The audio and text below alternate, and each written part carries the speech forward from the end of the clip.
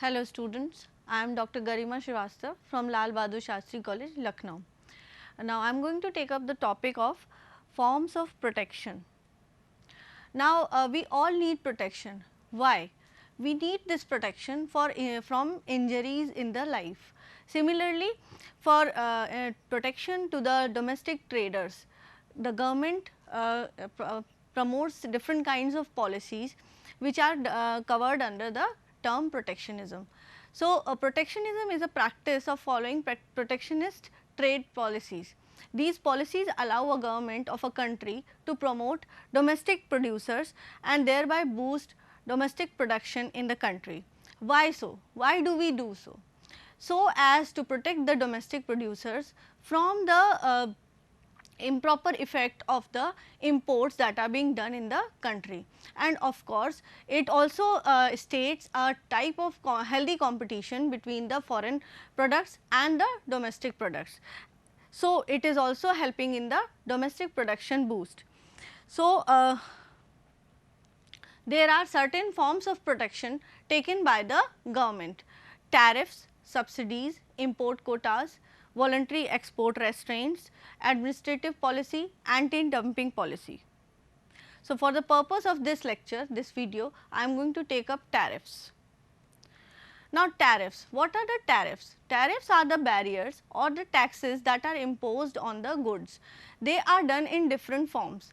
Why do we do so? We do so that the imported goods do not pose a threat to the domestic market or the domestic product. So, for this purpose, the government imposes some kind of duties, some kind of taxes on the product, and thereby they keep the domestic market safe. Trade barriers are restrictions imposed on the movement of goods between the countries. Trade barriers are imposed only on the imports, but also on the exports. They are also done on the exports, so that there is an equilibrium maintained between exports and imports. The trade barriers can be broadly classified into tariff barriers and non-tariff barriers. So, first of all we will be discussing the tariff barriers. Tariff barriers, as the name suggests, they include all kind of taxes which are imposed on the import of the goods from a host country into the home country. So, first of all we have specific duty. Now, as the name suggests, they are specific to a particular good and they are fixed according to the weight or measurement of the goods. Specific duty is based on physical characteristics of the good. When a fixed sum of money, keeping in view the weight and measurement of the commodity, is levied, is known as specific good. That means, whenever the category of goods we see, we explain them in the terms of quantity, we can explain them in the terms of weight, then a specific duty is levied on such goods. Specific duties are easier to administer as they do not involve the problem of determining the value of imported goods. So, of course, as per we know the number or quantity of good and the price of each quantity of good, the specific duty is easy to be calculated. So, now what about those goods which cannot be calculated, like for example, some work of art. So, how you are going to evaluate it? So, we have some other kind of tariffs on such kind of goods. However, a specific duty cannot be levied on certain articles like work of art. For instance, a painting cannot be taxed on the basis of weight or size. Now, second is the ad valorem duty. We were talking about the products which cannot be quantified, which cannot be measured, and according to the measurement we cannot levy any kind of a specific duty on such goods. So, for those kind of goods we have ad valorem duty. These duties are imposed according to the value. Now, the government will analyze the value of such product, and then according to the value of such product, a fixed percentage of the value is fixed as ad valorem duty. When a fixed percentage of value of the commodity is added as a tariff, it is known as ad valorem duty. It ignores the consideration of weight, size or volume. For example, costly artwork, rare manuscripts. In practice, this type of duty is mostly levied on majority of items. Now, the third kind of duty that a government poses on a particular product is combined or compound duty.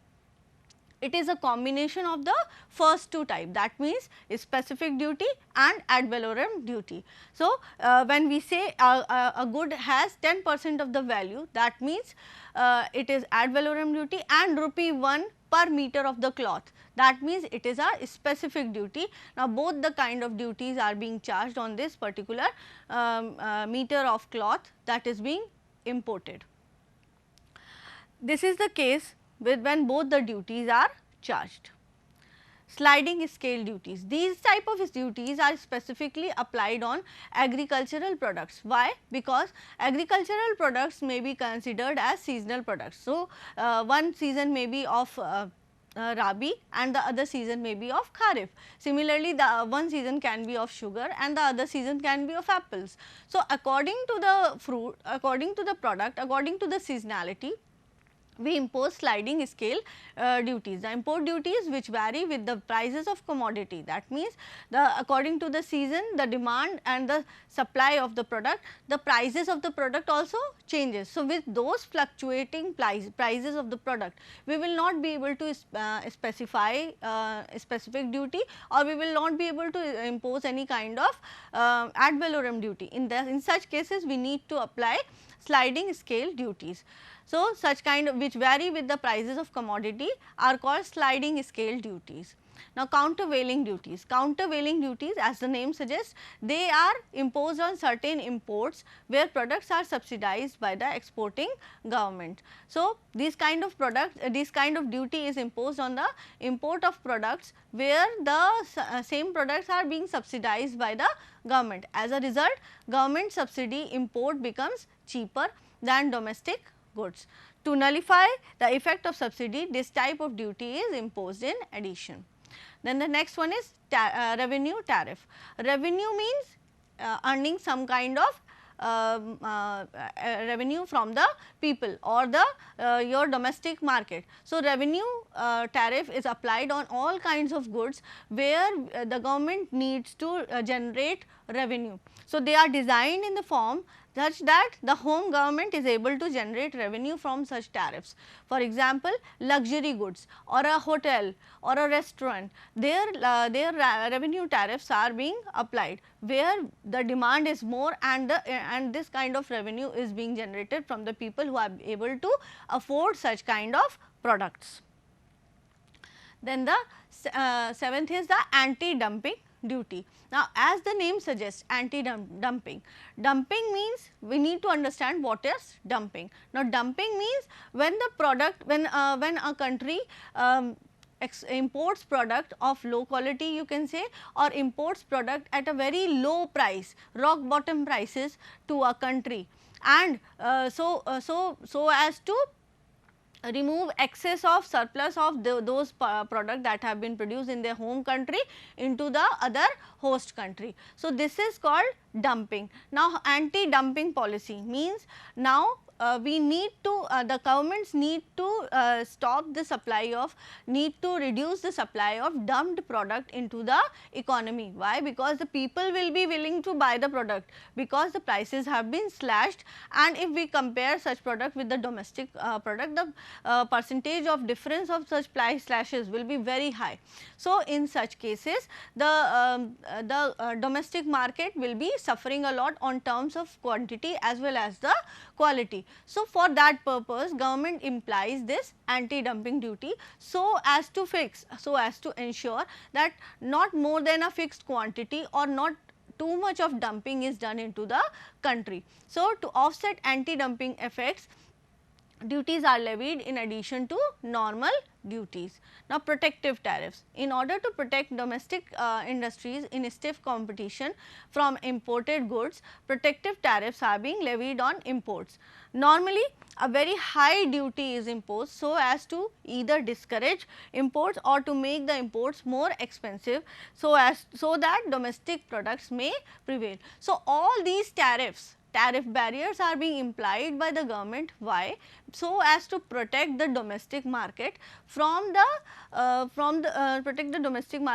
excessive competition or the excessive exploitation by the imported goods. So and why so? Because if more imports will be there will be a deficit created in the economic structure of the country. So of course we need to import, but to a certain extent where it does not affect the economy.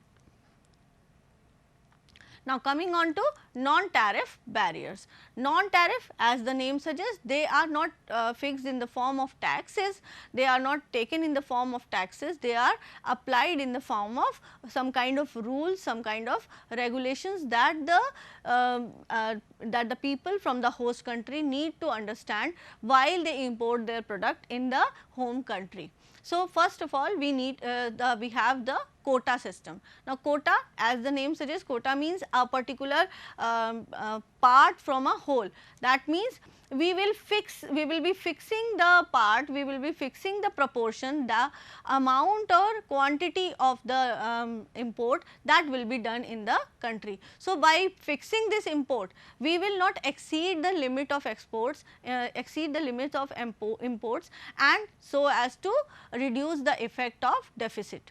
So under this system, a country may fix in advance a limit of import quantity on the commodity that would be permitted for import from various countries during a given period. So now this can be done through our budgeting system also, and while learning all these exports and imports, balance of payments, we can understand what quantity will be required, what that exact quantity will be required, which imports are important for the country. So by fixing this limit, we will be fixing the quota system for various commodities. Now and it will be for different commodities. Now and of course for different commodities you need to understand, again you will be applying the tariff barriers. So it is a combination of tariff barriers. That means you will be analyzing the product, and then after analyzing the product you will be fixing the tax, the type of tax you will be applying on it, and you will also be limiting the quantity which the product will be imported into the country. So the quota system may be divided into following categories: tariff quotas, then you have unilateral quota, multilateral quota and bilateral quota. Tariff quotas are of course related with the tax quotas. That means not more than this particular fixed amount can be, amount of good can be brought into the country. Then unilateral quota, that means you are only applying on one of the system in the process of imports.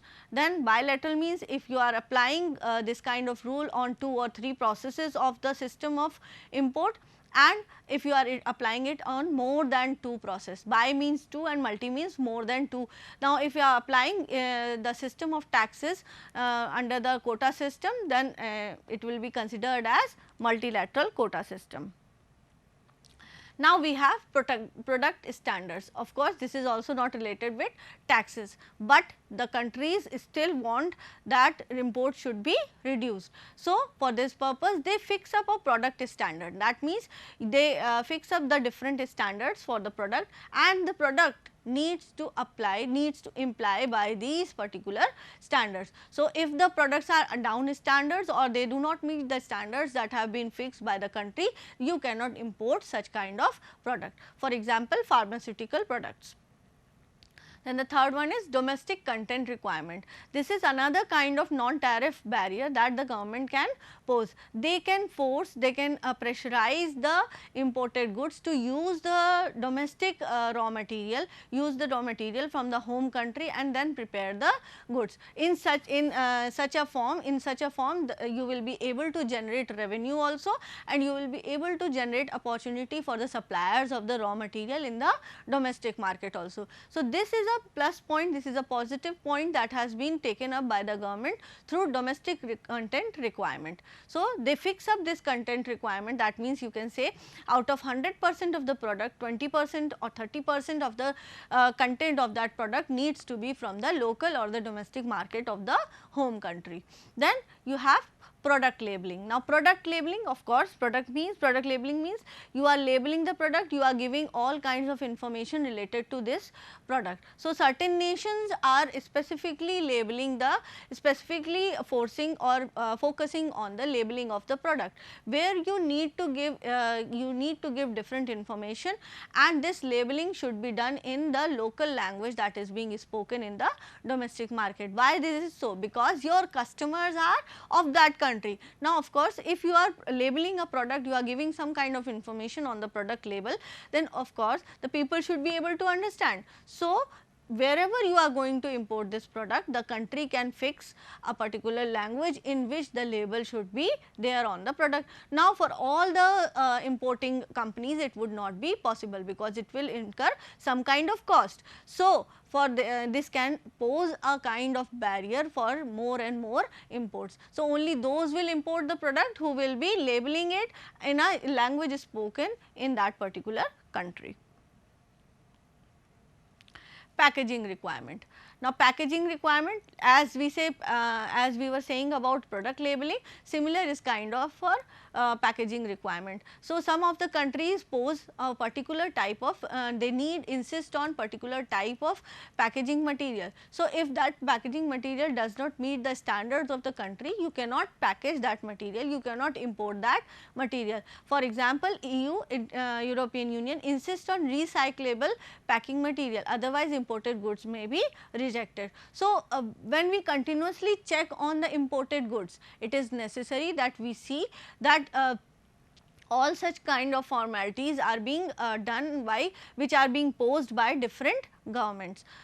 Then the consular formalities. A number of importing countries demand that the shipping document should include consular invoice certified by the consulate stationed in the exporting country. Now, consular invoice means a document where all such informations about the product is being listed. So, sometimes countries need this consulate from the, which is being stationed in the export country. Now, of course, when we talk about secrecy of the formula, or when we talk about secrecy of R&D department of that particular product, we will not be willing, as an importer, we will not be willing to share this particular information with the exporting country. So, of course, it will restrict your trade to a certain extent. So, for that purpose, countries take up this as an advantage, and they demand for this consular before the imports are being done in the country. Now, state trading barriers. In some countries like India, certain items are imported or exported only through channelizing agency like MMTC.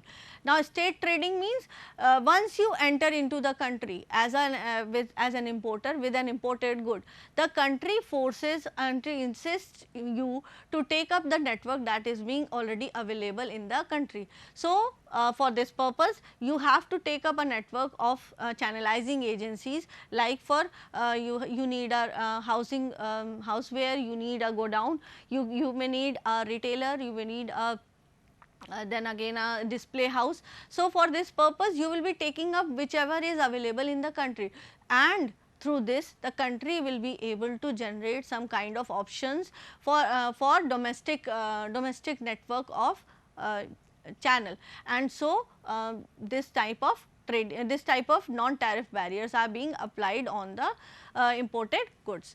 Now, preferential arrangement means when we talk about import and exports, some of the agencies or some of the associations come into play, like NAFTA, ASEAN.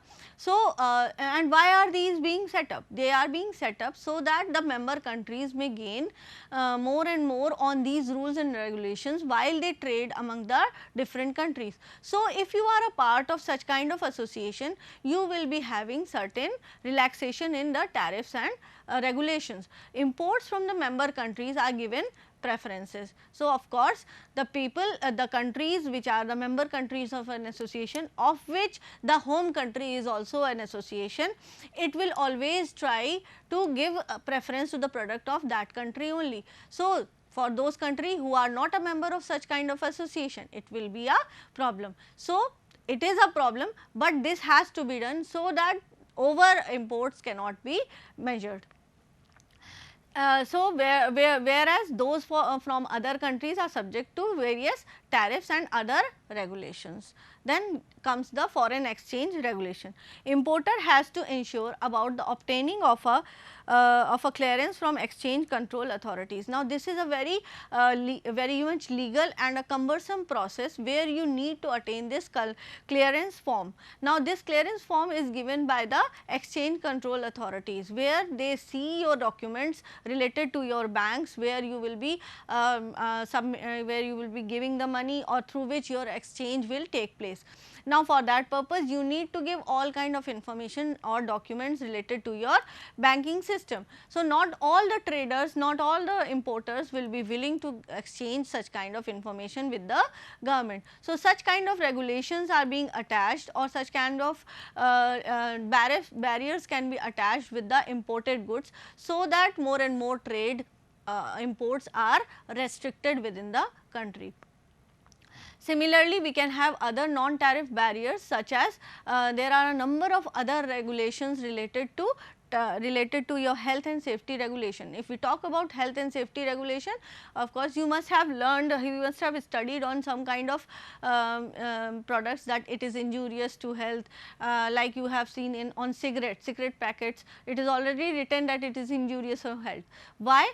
Because you are giving an information to the customer that consuming it may pose a threat to your health. Now, of course, health and safety regulations are covered under this kind of packaging and labeling and all other kind of informations. So, these are a kind of barriers that may be imposed on the import goods also, and also on the export goods, so that people become whoever consumes it, whoever uses it may become aware about the health and safety regulations, health and safety outcomes of such kind of product. Similarly, we can have technical formalities. Technical formalities are related with the products which are which deal with technicalities. So, all kind of pros and cons you need to tell about that particular technical product.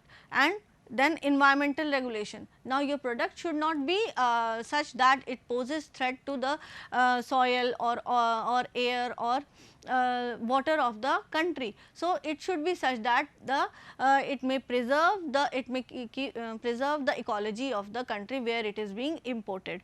So, in all we have two kinds of imports and 2 kinds of tariffs, that is tariff barriers and non-tariff barriers. All these are related with the trade that is being done between the two countries, of course.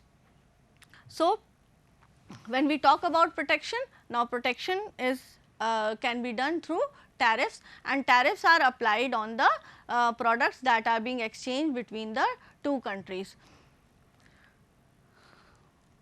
Once again, if I talk about tariff barriers, they are related to the taxes, and if we talk about non-tariff barriers, they are related to the non-taxable barriers which are imposed by the importing country, which are imposed by the country where the products are being imported. Now, now we need to understand what is protection. Now, protection of course is a word, is a term which is being derived from the term proteger, which means to protect. Now, why do we protect? Why the government wants? Why the national government wants to protect, and whom?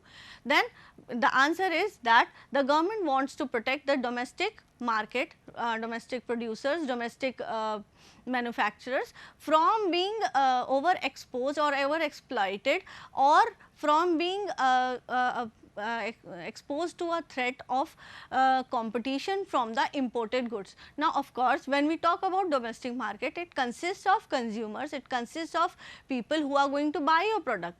Now, if there are people who are going to buy your product, you need to understand their demand. So, if there is demand, enough demand of your product, the people will be buying your demand. So, maybe if some other kind of imported good is already there in the market, it may pose a threat on the entry of new products in the domestic market. So, for that purpose, for the wealth gaining of the country itself, country will always focus on more and more industrialization. It will focus on the production process that is being done in the home country itself. So, all these tariff barriers are applied. Why? They are applied so that either country is able to produce, either country is able to increase the production process with the help of these duties, or they are able to safeguard the interest of domestic producers through the non-tariff barriers. And of course, they are also done so that the prices of the imported goods are in somewhat relevance with the prices that are being fixed by the domestic producers for the domestic products. So, these prices need to be fixed. So, because if imported goods become too cheap, the people will buy that and leave domestic product. Similarly, if domestic products will become too costly, then again the people will be buying the imported goods. And on the contrary, if we say that the local product manufacturer reduces the prices such that it competes with the imported goods, maybe it harms his business, maybe it harms his transportation cost, manufacturing cost, and he may land up into losses. So, for that purpose, we need to check on the imports of a country, and this can be very easily done by these kind of duties that have been applied by the different governments. And of course, these duties will also help the government to extract some kind of revenue from the imported goods. Similarly, if we talk about non-tariff barriers, these are the barriers where we cannot impose the taxes, we cannot take up we cannot stop, we cannot reduce imports by means of taxes. So, now we need to take up non-tariff barriers. So, non-tariff barriers are not related to money, but they are related to regulations, standards, they are related to product packaging, product labeling of the imported goods. So, all these information need to be given by the importing company. So, of course, when we talk about secrecy of that particular product, the company may not require, may not be willing to buy, or may not be willing to share their actual secret of research and development, or they may not actually take up the raw material that is being locally available in the country. The importing company may also not be willing to produce locally in the home country. So, they will restrict their business to a certain extent and will not import more and more in the country. So, in that purpose, if we restrict this import in the country, we will be decreasing, we will be fighting the deficit that may be created in future if more and more imports are there in the country. So, similarly, if we see about the consular formalities and other formalities like preferential agreements, state trading, foreign exchange regulations, all these are being implemented through different acts or different laws like Air Pollution Act, Soil Pollution Act. All these acts are implied on all the imported goods. So, the importer will always keep in mind that these regulations are important. So, ultimately I can say that tariffs and tariff barriers and non-tariff barriers will help the domestic market to boom and increase the production process of the country. Thank you.